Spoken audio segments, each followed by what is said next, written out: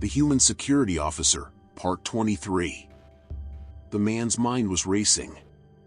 The figure was nothing short of terrifying. Even in the small screen of his data pad, this new human looked massive.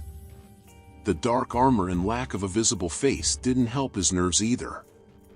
"I am." The tall thing's deep voice came through the microphone. "Well, I've got something that can help you, but I can't open this door to give it to you unless I'm certain that you don't mean to harm us." "Fair. Bit of a predicament then, huh?"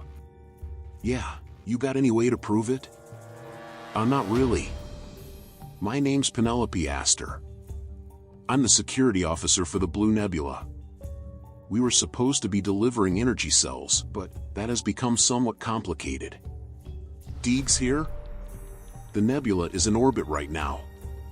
We sent out a distress call." "Okay, I've got the crew list here." "Which means I've got your picture." Penelope's eyes shot down the corridor quickly. Nothing was coming as far as she could see or hear. The planet's atmosphere was breathable. Quickly her hands came up and slid her helmet up and off.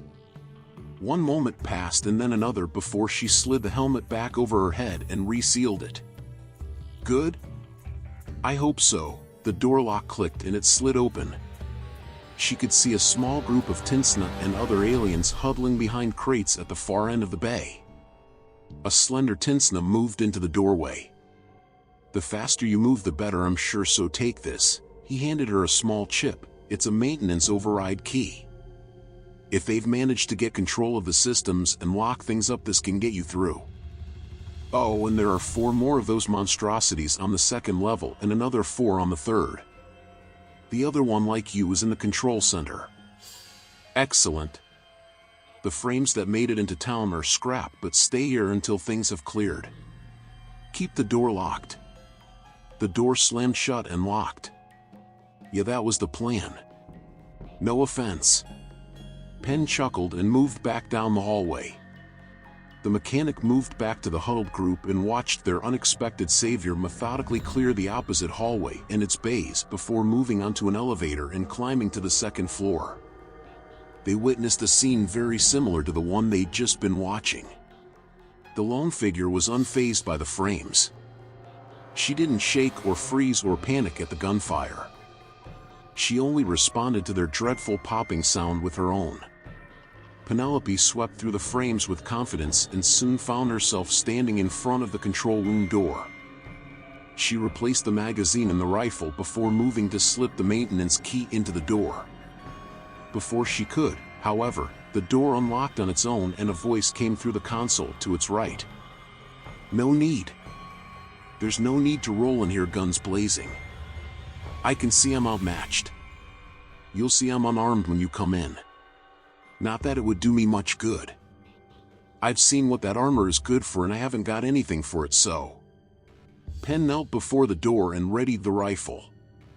With a quick tap, the door slid open, and her vision scoured the room for threats. She noticed a rifle much like the one she was using on the floor just inside the doorway. Other than that, a man sat as nonchalantly as he could in a chair clearly not suited for humans. His hands were held out to the sides. He wore basic body armor that clung to a thicker frame. An open helmet sat atop his head. The colors of his gear weren't quite right, though. Some were army green, some navy blue, and a few other pieces were mottled tans. They were clearly mismatched sets that had been thrown together to make a full kit.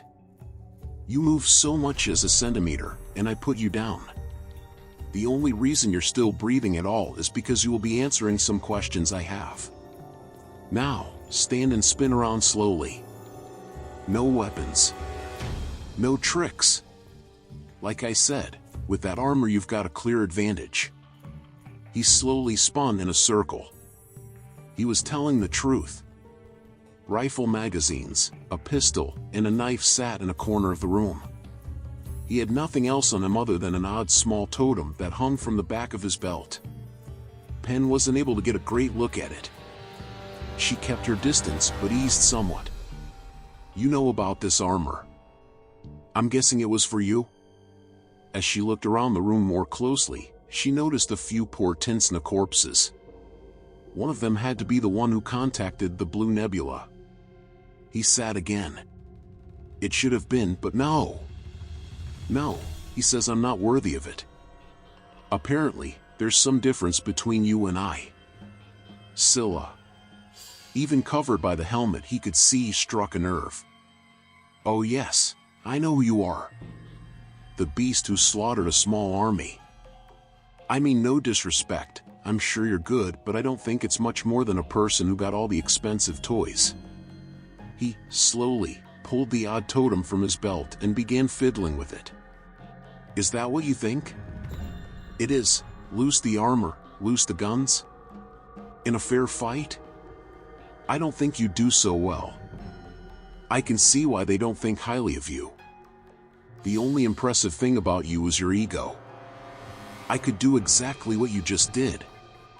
You waltz through like nothing because you have the gear for it. Not likely. Who's they? Very likely, and why would I tell you? Bullet through head, remember? She raised the rifle slightly. No, I'm dead anyway for botching another mission, even if it's not my fault. So, how's this? A fair fight. You win and I'll spill everything. You lose and I get to go back, armor-clad, with proof I deserve the respect I'm owed. You really think I'm going to trust you with that? I mean it. No guns. No knives. No armor. Just fists. He stood and removed his helmet, throwing it away. His body armor followed until from the waist up it was nothing but old fatigues. Again, the totem became visible. Closer now, she could see what it was made of. A disgusting sight. A loop of thin paracord adorned with alien ears or patches of skin, in any case where the alien species in question didn't have ears. It was like a sick parody of an old Earth keychain. He seemed to notice her attention lingering on it. He pulled it from his belt and held it up. Like it? A little project of mine. The newest addition came from the little friend of ours who managed to make it to the communications terminal.